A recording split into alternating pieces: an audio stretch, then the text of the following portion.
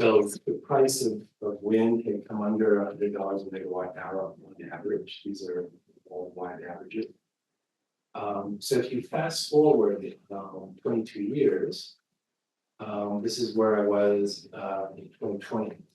These are a project that I developed and financed and actually ended up building because the director of construction turned out not to be qualified during the pandemic. So I actually spent 6 months in this, basically managing all the crews to get this project built. But these were 4 megawatt GE turbines on 120 meter towers, with 137 meter diameter blades. So put it in perspective, the 4 turbines in the back here would have supplied all the electricity from the 32 machines I showed you in the first photograph. And to give you a sense of scale, you can barely make it out here on the top of the tower, but there are 2 men with architects, excepting when they saw me lifted onto the machine. So when we built this project in 2020, the levelized cost of wind power dropped below $40. And this is a messy chart, I apologize, but I sort of liked it because it also highlights another feature of renewables, which is because there is no fuel contract, we're not buying natural gas or coal or oil. We actually don't have to fund the variable cost of fuel. And so a lot of long-term power contracts are being signed. And we were all, at the 40 or under US dollar per megawatt price. Another way to look at this is the comparison of different technologies. This was actually a graph for comparing first half of 2020 with the first half of 2023. This graph is important because in the middle of this period, we had the pandemic and then the war. So for our business in particular, one of the major costs of the project is the CapEx, the cost of machinery, but also the FinEx, the financing costs. And both of those were rising exponentially during this period of time. Yet we see the levelized cost of energy was remaining stable and even coming down. So it's a testament to how renewables could weather some of these geopolitical events. So switching to solar, this is the first real solar project that I got involved in. I became the CEO of this equity parent in California. And what you're looking at is a solar PV trailer. So these 21 panels would fold into each other with batteries underneath. And this particular device could be trailered to an outdoor event and provide electricity much the way a genset would. And these panels are Bovia 250 watt panels, 50 cells. And the price in the market at the time, we were looking at about $450 a megawatt hour.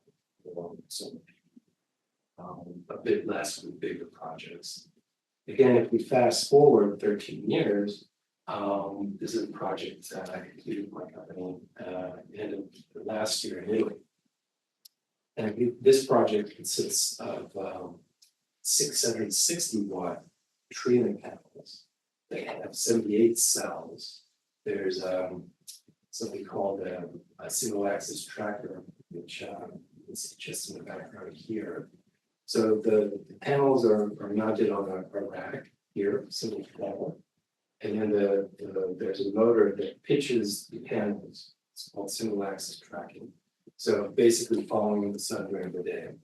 And by sunset, the panels are all pointing in the opposite direction. When we completed this project, the cost of solar was under $40 a megawatt hour. Yeah, this is the levelized cost of energy. So again, another graph to think about what's going to be on the pricing of renewables. This graph shows sort of all sources of electricity in energy space. And we see again, sort of by the end of 22, solar with a single axis, fixed axis tracking is the lowest. Having started 20 years earlier as being the most expensive renewables on the market. So one of the things I'd like you to take away from this is conversation is the trends that we're seeing with these technologies.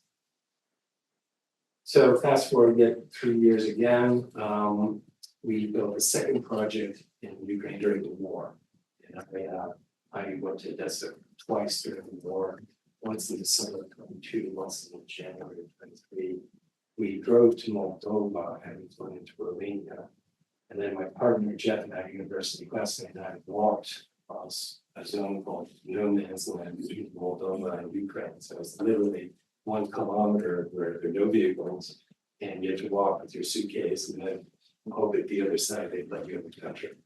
So we made it across. This machine, 3 years after the Ostrowski phase 1, is a 5.5 megawatt turbine. The rotor diameter is 158 meters. And the tower is still 120 meters.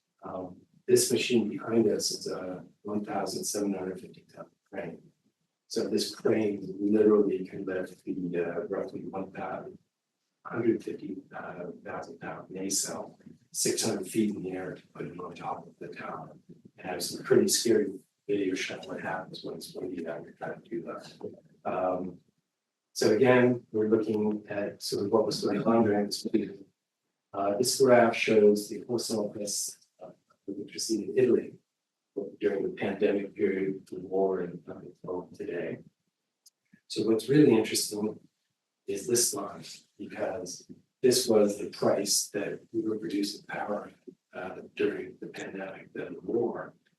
If you talk to the Minister of Energy in Ukraine, they'll tell you wind was the thing that saved the country because the Russians couldn't bomb such a small target.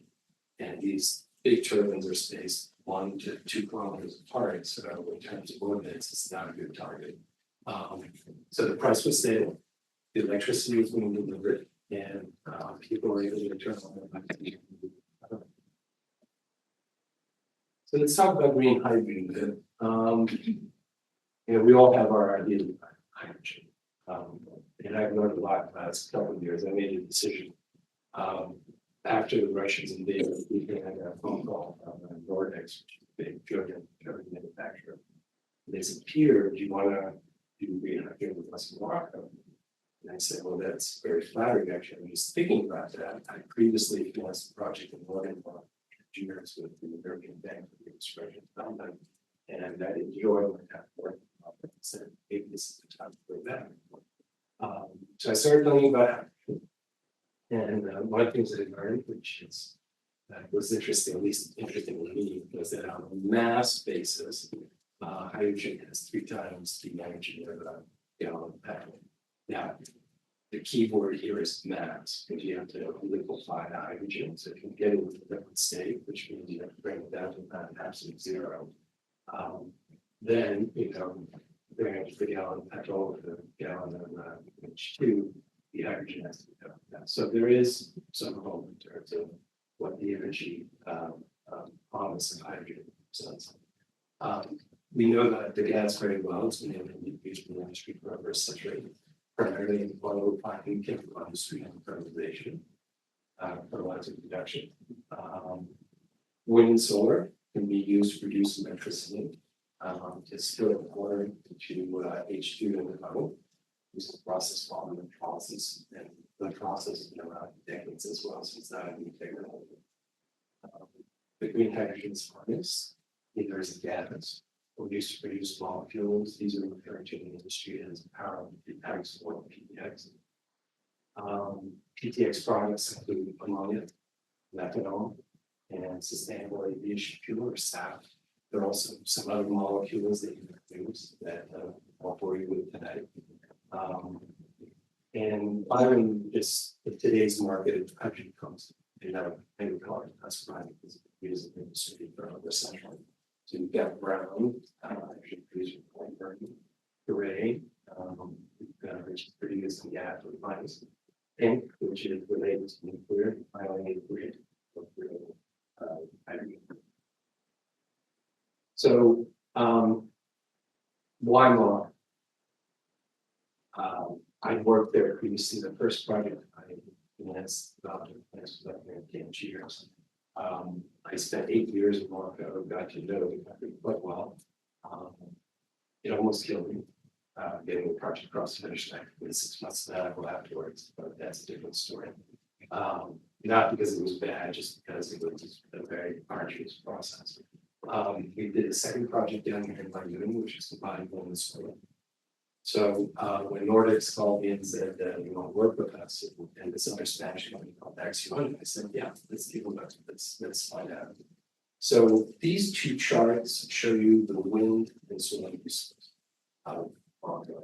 And there are very few places on the planet that are quite this good. So the source, the wind in most of this section on the southern coast is between 9 and 10 meters per second. Anywhere in the wind industry would say that's really good. The solar resource is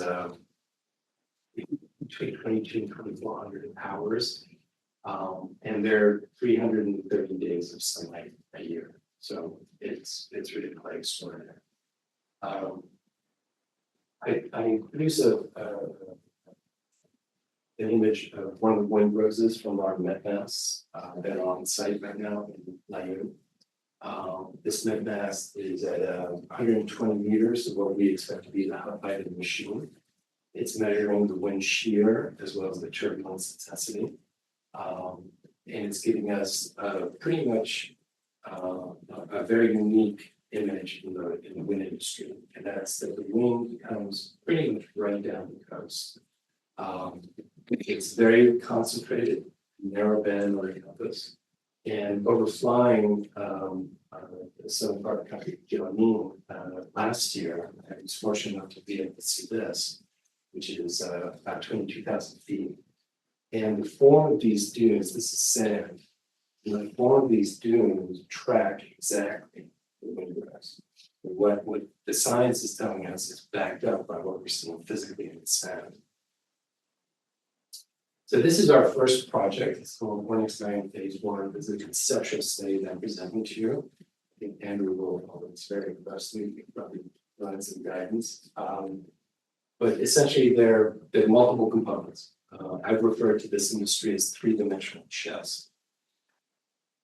From a financing perspective, but also from a development perspective. So you start with water desalination. You pipe the water to your electrolyzers. The electrolyzers are in the middle of the solar field, and those are wind turbines. You produce hydrogen, probably blow off the oxygen. Right now, there's no commercial market for it. And you pipe the hydrogen gas to the industrial area where we process the molecules to reduce the amount of methanol, eventually sustainable aviation fuel. This is a small project recently installed in the Nordics. You have the wind turbines, the solar, and the processing for both hydrogen and then the molecule chain. This facility here is less than 1,000 for the scale that we're working on at the moment. But the fact it's being done again shows that it's possible. So what are some of the challenges and barriers? The first one really comes around definition. Earlier this year, the EU adopted this definition of renewable fuels of non-biological origin. And really central to this definition is the source of electricity. It has to be new renewables used to manufacture any of the fuels that the US products that we talked about. And now, because it's certainly being used in this hydrogen levels, the additionality requirements like the RF and the ORB, basically this means that you don't have to build a new wind farm or a new solar project. Maybe you can use existing renewables generation and you can max CO2 and climb the market. So CO2 is quite important because we do use it to make methanol and sustainable aviation fuel. And under the current definitions, we'll get this in a little more detail in a moment. Under the current definition, it has to come from either biogenic or direct air capture. So basically, a very narrow source of CO2 for PPIs. So the EU also materially underestimated the cost of infrastructure, storage, and transportation. Not a surprise because there are a lot of different interests vying for attention at the time. There's a lot of enthusiasm on the Russian invasion of Ukraine and the decision by Germany to allow cheap Russian gas. But then reality is something. And lastly, buyers today are generally not prepared to sign long-term off-take agreements for e-fuels and current prices. The overall round trip efficiency or RTE for wheel molecules is still very low. Since if you think about it in terms of energy efficiency, your car is probably about 40% efficient. We're down around 20. The most efficient sources of energy are probably fuel cells, for example. You get the hydrogen source. Gas, bi-cycle gas, or let's say thermal cycle is very efficient, but even that is still about 80% in play with the numbers. So it's the early days of the hydrogen business, and so not surprisingly, we expect the demand to be low without strong budget support. So this chart it's sort of complicated and an easy chart at once, but basically, I think just to focus on the left and then on the far right. Basically, this shows the full range of ethanol that we produce, and what's missing from this graph is the cost. So at the far right of this graph, the highest price would be top right, lowest cost would be bottom right, and so throughout the let's say process channel, you can see how much it costs to produce different types of ethanol. I'm doing this chart just to show that there's a very active market. So right now you can see the US, European, and Asian markets for ethanol over a 3-year period. If we were to show green methanol or methanol produced from green hydrogen, we'd be up here. So right now. Maybe a bit higher. So probably the best you'll find out for long-term contracts right now. It's about 1,300 at that time of methanol. Okay. So why is what's going on in Morocco so important? From my perspective, especially given the recent results in the United States, the fact that you can have a government public-private partnership is really important, especially for an industry like this. And the Moroccan government has been a leader in renewables. That's the that you might early work in the country. They have set out a ambitious plan to utilize its natural resources. In fact, industry, what they're looking for is vertical and horizontal integration over a multi-decade period. So they're really envisioning doing this at scale. The local market is important, but insignificant compared to what the European market presents. So if you were to just focus on the demands of Germany by 2030, what's being done in all Morocco would be insufficient if those projections were true. So right now, the government will give up to these projects. I'll share a secret and say that we've already locked out 465,000 hectares. So we have 1,650 square miles of preliminary agreements. In terms of energy productions, that's between 30 and 40 gigawatts of renewable power. The Alpha covers the entire value chain from production of green hydrogen EX, and includes conversion of hard to date sectors. They want to get their cement companies, their cement manufacturers, glass blowing off fossil fuels and using some form of green hydrogen.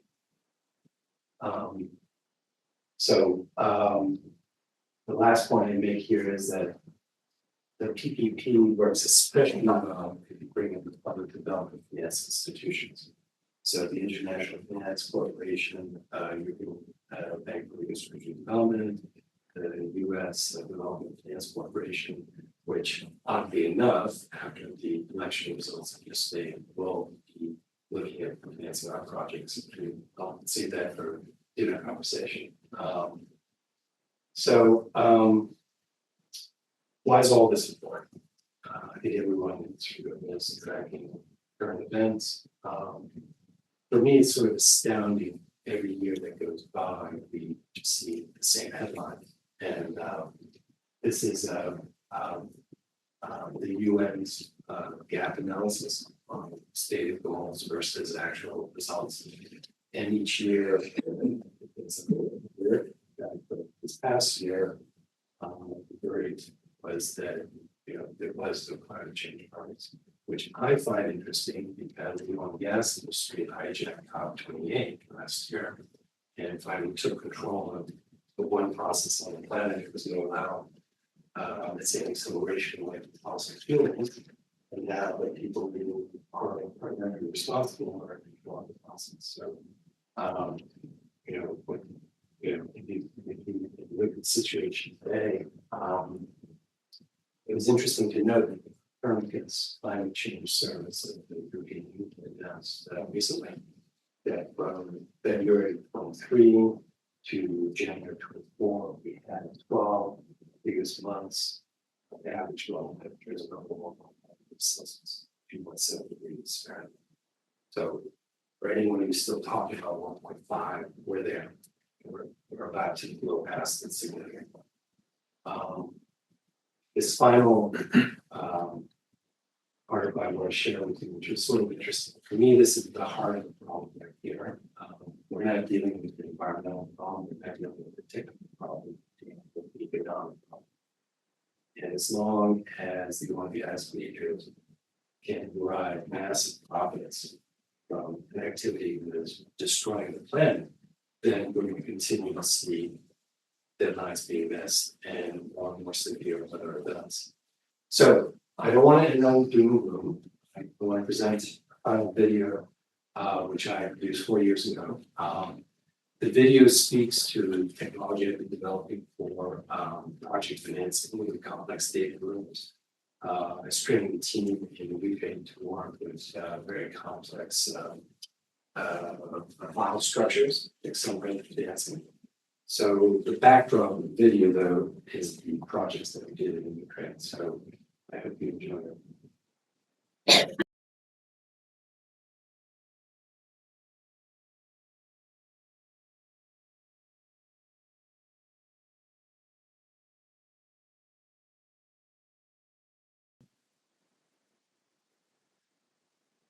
And then it's a bit of a misnomer. It's more complex data rooms that are visualized using pre-patent stuff. Thank you for listening.